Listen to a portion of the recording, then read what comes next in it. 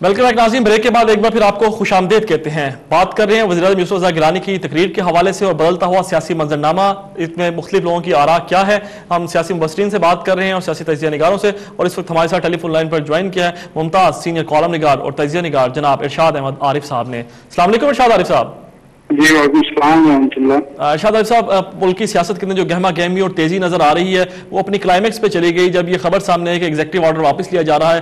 रात गिलानी साहब ने तकरीर की और वजाहत पेश की कि ऐसी कोई बात नहीं थी। अब तक की जो डेवलपमेंट्स हुई हैं सुप्रीम कोर्ट के हवाले से और ये जो सारा मामला है, आप इसको किस तरह देख रहे हैं? देखिए, इस वक्त हुकूमत अजीब व गरीब एक मसमसे इज़्तिराब परेशानी का शिकार है और वो ये सोचने के लिए तैयार नहीं है कि सारी सूरत हाल उसकी अपनी पैदा करता है। अगर सुप्रीम कोर्ट के फैसलों पर हुकूमत अमल दरामद नहीं करेगी, अगर हुकूमत जो है वो अवाम से किए गए वादे पूरे नहीं करेगी, अगर हुकूमत खुद रूल ऑफ लॉ को फॉलो नहीं करेगी, तो जाहिर बात है सबसे असर जो है उसकी कारकर्दगी पर मुरतब होंगे, उसको नुकसान होगा और अवाम के अंदर उसकी पोजीशन खराब होगी, साख खराब होगी। तो ये जो मामला ताज़ा तरीन है, यानी वज़ीर आज़म ने 22 मिनट की तकरीर की, 6 लोग गवाह के तौर पर बिठाए या अवाम को या अदालत को ये दिखाने के लिए कि ये लोग मेरे साथ हैं। हालांकि एक मुंतखब वज़ीर आज़म की असल कुव्वत और ताकत उसका मैंडेट है, उसकी पार्लियामेंट है, ये लोग नहीं है और ये न इससे कोई उनकी तकलीफ उनको कोई तकलीफ मिल सकती है। तो उसमें जो भी उन्होंने गुफ्तगू की उसमें बुनियादी जो इशूज थे उनको टच ही नहीं किया कि क्या आप अदालती फैसलों पर अमल दरामद करेंगे या नहीं करेंगे, क्या आप अनवारज़दा ब्यूरोक्रेट्स को और अनवारज़दा जो वजीर हैं उनको अपनी काबिलियत से निकालेंगे या नहीं निकालेंगे, क्या आप समझते हैं कि मौजूदा अदालतें जो हैं और खासतौर पर चीफ जस्टिस जो हैं वो आइन के तहत काम कर रहे हैं या एग्जीक्यूटिव ऑर्डर के तहत काम कर रहे हैं। इन सवालों का कोई जवाब उन्होंने नहीं दिया। इधर उधर आए बाएं शाएं करके जो तकरीर खत्म कर गए और बड़ी खुशामदी उन्होंने कहा होगा कि आपने बड़ा मार्का मार लिया है। हालांकि बुनियादी सवालात वहाँ के मौजूद हैं। हुकूमत की साख रोज बरोज गिर रही है, हुकूमत की गवर्नेंस जो है उस पर बहुत बड़े असरात मुरतब हो रहे हैं और बहरान जो है वो शदीद से शदीद तर होता जा रहा है। अगर वज़ीर आज़म या हुकूमत ये समझती है कि इस्लाह अहवाल हो तो उसे अपने रवैयों पर, अपने इक़दामात पर, अपने फैसलों पर नज़रसानी करनी पड़ेगी। एक शख्स की खातिर पूरे मुल्क को दाव पर लगाना, पूरे अदालती निज़ाम को दाव पर लगाना, आइन को दाव पर लगाना, जमहूरियत को दाव पर लगाना कतई तौर पर अक्लमंदी नहीं है। अच्छा शाह साहब, ये इनको सूझी कैसे एग्जीक्यूटिव ऑर्डर के उसको कैंसिल कर दिया जाए? और सिर्फ 3 जज हैं सुप्रीम कोर्ट के जिन पर बराह रास्त उसका असर होना था। जाहिर है असल तो चीफ जस्टिस इफ्तिखार मोहम्मद चौधरी हैं, जावेद इकबाल और एक उनके साथी। इन 3 जजों के लिए एग्जीक्यूटिव ऑर्डर के लिए ये आइडिया किसने दिया होगा आपके ख्याल में? नहीं, मसला ये 3 जजों का नहीं, मसला तो एक ही जज का है। मसला तो है सिर्फ और सिर्फ इफ्तिखार चौधरी से निजात हासिल करने का। उनका ख्याल ये है कि जब तक क़यादत को हेड नहीं करेंगे, अगर इफ्तिखार चौधरी मौजूद हैं तो अदलिया मुत्तहद है, अदलिया आज़ाद है और अदलिया हमेशा मुश्किल है। तो ये असल मसला तो ये साबित करना है एग्जीक्यूटिव ऑर्डर का इशू जो है वो जजों की बरतरफी से ज्यादा इस बात का है कि हुकूमत के पास कोई कार्ड बाकी बचा है, ये वो शो करना चाहते थे। तो उसमें मेरा ख्याल है नाकाम हुए हैं और पहली दफा हुकूमत को ये पता चला है कि वो जिस तरह की एक साजिशी माहौल में काम करने की आदी है, अब वो हालात और वक्त और तकाजे जो हैं वो बदल चुके हैं और उसे इस तरह नहीं करना चाहिए। अच्छा शाह साहब, एक नई बहस छिड़ गई है इस खबर के बाद कि ये खबर सच्ची थी कि झूठी है। आपको पता ही है तरदीदें जो मुख्तलिफ तरफ से आई भी, आज सुप्रीम कोर्ट में भी उसकी समाअत हुई। कोई ऐसा तो नहीं आपको लग रहा है कोई नया ज़ाब्ता इखलाक का बनाया जाएगा खबर के हवाले से कि पहले उसकी तस्दीक की जाए या उसके सबूत फराहम किए जाए, जिस तरह की बहस छिड़ रही है कि पता लगे कहाँ से खबर आई, जराए कौन से थे? देखिए, खबर तो वो सही साबित हो चुकी है। खबर 100% एक सहाफ़ी नहीं, इस्लामाबाद का हर बाखबर सहाफ़ी, बल्कि पाकिस्तान का हर बाखबर सहाफ़ी इस बात की तस्दीक कर रहा है कि खबर ये 100% दुरुस्त थी। तो अब ये न्याज़ात अखलाक को बनाना चाहते हैं, उनकी ख्वाहिश जरूर हो सकती है, लेकिन इसका मतलब ये नहीं कि इस खबर की वजह से या किसी और खबर की वजह से वो तो पाबंदी सलामत करना चाहते हैं मीडिया को। लेकिन क्या मीडिया इसके लिए तैयार है?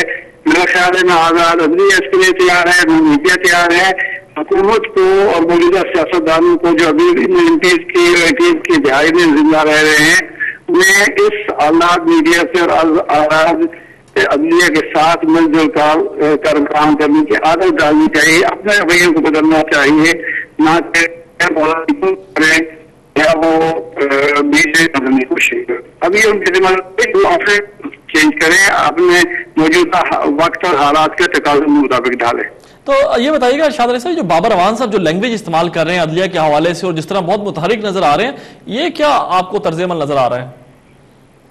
میں کہہ رہا ہوں کہ طرز عمل یہی ہے کہ ایک تو وکلاء کے اندر ججوں کے اندر تفریق پیدا کی جائے، دوسرا مظلوم بننے کی کوشش کی جائے۔ اگر انہیں ایک رشتہ دیوار نظر آ رہا ہے کہ اب ہمارے لیے اس ملک کو چلانا مشکل ہو گیا اور ہم رہ نہیں سکتے، تو وہ چاہتے ہیں کہ شہید بن کے جائیں، سیاسی شہید بن کے جائیں اور پھر عوام کو بیوقوف بنا سکیں، لیکن میرا نہیں خیال ایسا ممکن ہوگا۔ اچھا شاہد صاحب، آپ سے پہلے قاضی حسین احمد صاحب سے ہماری بات ہو رہی تھی، ان کا یہ کہنا تھا کہ عدلیہ کو بھی چاہیے کہ معاملات کو زیادہ طول نہ دے، یہ بڑے حساس نوعیت کے معاملات ہیں، ان پہ فوری فیصلے آنے چاہیے، جس طرح NRO پہ نظر ثانی کے حوالے سے کافی لمبی ڈیٹ مل گئی ان کو نومبر کی، کیونکہ حکومت تو ڈیلنگ ٹیکٹکس یوز کر رہی ہے، سب کو پتا ہے، تو عدلیہ کو اس حوالے سے تھوڑا سا متحرک ہونا پڑے گا، تھوڑا سا مستدی کا مظاہرہ کرنا پڑے گا۔ آپ اس بات سے کس حد تک اتفاق کرتے ہیں؟ نہیں، سیاسی معاملات میں عدلیہ کی مجبوری یہ ہوتی ہے کہ وہ جلد بازی میں فیصلے کرے گی تو وہ سیاسی ایشو کھڑا ہوگا اور یہ سمجھا جائے گا کہ یہ سارا کچھ پری پلاننگ ہوا ہے، وہ وقت بھی دے رہی ہے۔ اگرچہ 3 نومبر کا تجربہ یہی ہے کہ زیادہ دیر کا فائدہ حکومت اٹھاتے ہیں، لیکن حکومت تو عدلیہ تو بہرحال آئین کے مطابق، قانون کے مطابق، جو عدالتی اخلاقیات ہیں اس کے مطابق آگے بڑھ رہی ہے۔ ابھی عوام کا فرض ہے جو عدلیہ کو تقویت فراہم کریں اور جو ڈیلے ہو رہا ہے اس کا فائدہ حکومت کو نہ اٹھانے دیں۔ اگر جلد بازی کا مظاہرہ ہوگا تو اس سے دوبارہ عدلیہ کی پوزیشن خراب ہوگی۔ اچھا شاہد صاحب، جب ظاہر ہے اس سارے سینیریو کی ہم بات کرتے ہیں تو تبدیلی کی آوازیں تو واضح طور پر سنائی دے رہی ہیں، آئینی اور غیر آئینی دونوں آپشنز کی باتیں بھی کی جا رہی ہیں۔ آپ کو لگتا ہے کہ میاں نواز شریف اس میں کوئی اہم کردار ادا کر سکتے ہیں؟ کیا مسلم لیگیں اکٹھی ہو سکتی ہیں، خاص طور پہ جبکہ SM ظفر اور طارق عظیم شہباز شریف سے ملاقات کر رہے ہیں؟ دیکھیے، مسلم لیگ جو جس طرح سے اسٹیبلشمنٹ اکٹھا کرنا چاہتی ہے، اگر وہ اکٹھی ہو بھی جائے تو کوئی فائدہ نہیں ہوگا۔ چاہیے تو یہ کہ میاں نواز شریف صاحب ان لوگوں کو قبول کریں جس پر کوئی بہت بڑا الزام بھی نہیں ہے اور جن کی عوام میں کوئی ساخت بھی ہے، اور ایک ایسی مسلم لیگ بنائیں جس میں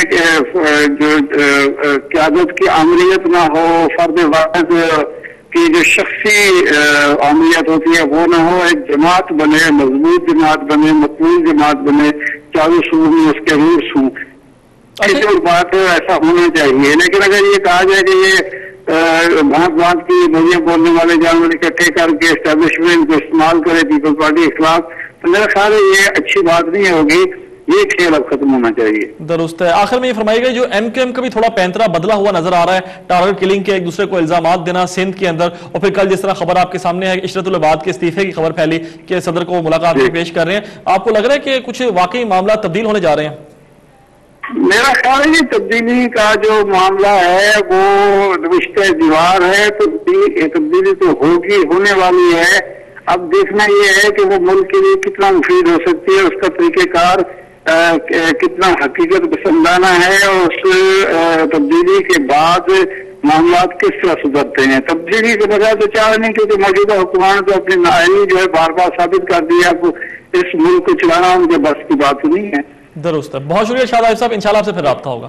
ناظرین، سینئر تجزیہ نگار کالم نگار جناب ارشاد عارف ہمارے ساتھ ٹیلی فون لائن پر گفتگو کر رہے تھے، اور انہوں نے واضح طور پر اس بات کا اشارہ دیا ہے کہ موجودہ حکومت بری طرح ناکام ہو چکی ہے۔ ان کا یہ کہنا ہے کہ وزیر اعظم یوسف رضا گیلانی نے 22 منٹ تقریر کی، ساتھ انہوں نے 6 گواہ بٹھائے۔ ایک وزیر اعظم کو جو کہ ملک کا منتخب وزیر اعظم ہے، اس کو اپنے ساتھ گواہ بٹھانے کی ضرورت نہیں ہے، اس کو یہ پتہ ہونا چاہیے کہ عوام اس کے ساتھ ہے، اور جب عوام کی طاقت کسی بھی شخص کے ساتھ ہو تو پھر معاملات بہت آسانی سے طے ہو سکتے ہیں۔ لیکن یہ انتہائی بدقسمتی کی بات ہے ناظرین، موجودہ حکومت کے اندر صدر آصف علی زرداری اور ان کے ساتھی جس انداز کے اندر معاملات چلا رہے ہیں وہ واقعی کنفرنٹیشن کی طرف جا جا رہے ہیں۔ ایک طرف وزیر اعظم کہتے ہیں کہ وہ مصالحت چاہتے ہیں، دوسری طرف بابروان انتہائی جارحانہ زبان استعمال کر رہے ہیں۔ لوگوں کو پتہ ہے کہ اس وقت کس کے اشارے پہ بابروان بات کریں اور گیلانی کس کے کہنے پر صفائیاں دے رہے ہیں۔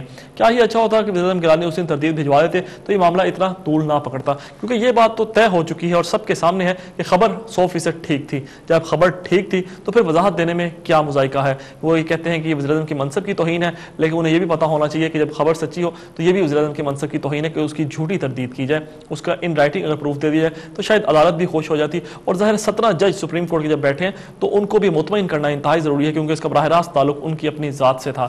ایسے حوالے میں زیادہ ضروری تھا کہ ان کو مکمل وضاحت دی جائے۔ یوں محسوس ہوتا ہے کہ چیف جسٹس افتخار محمد چودھری اس وقت اصل وجہ ہے تمام مسائل کی، کیونکہ حکومت نے فیصلہ کر لیا ہے کہ انہوں نے عدلیہ پر دباؤ بڑھاتے رہنا ہے، جبکہ عدلیہ نے بھی اس بات کا فیصلہ کیا ہوا ہے کہ یہ قوم جو این آر او زدہ معاشرے کی وجہ سے اور این آر او زدہ وزراء کی وجہ سے سخت مصیبت کا شکار ہے، ان سے جان چھڑانا ضروری ہے۔ سوئس کورٹ سے پیسے لانا بھی ضروری ہے تاکہ اس قوم کی جو کروڑوں اربوں روپے کی لوٹی ہوئی رقم ہے اس کا ہر صورت میں حساب ہونا چاہیے۔ ناظرین، اس کے ساتھ ہی ہمارے آج کے پروگرام کا وقت ختم ہو جاتا ہے۔ اپنے میزبان مبین رشید کو کل تک کے لیے اجازت دیجیے گا، اس وقت تک اپنا خیال رکھیے گا۔ اللہ حافظ۔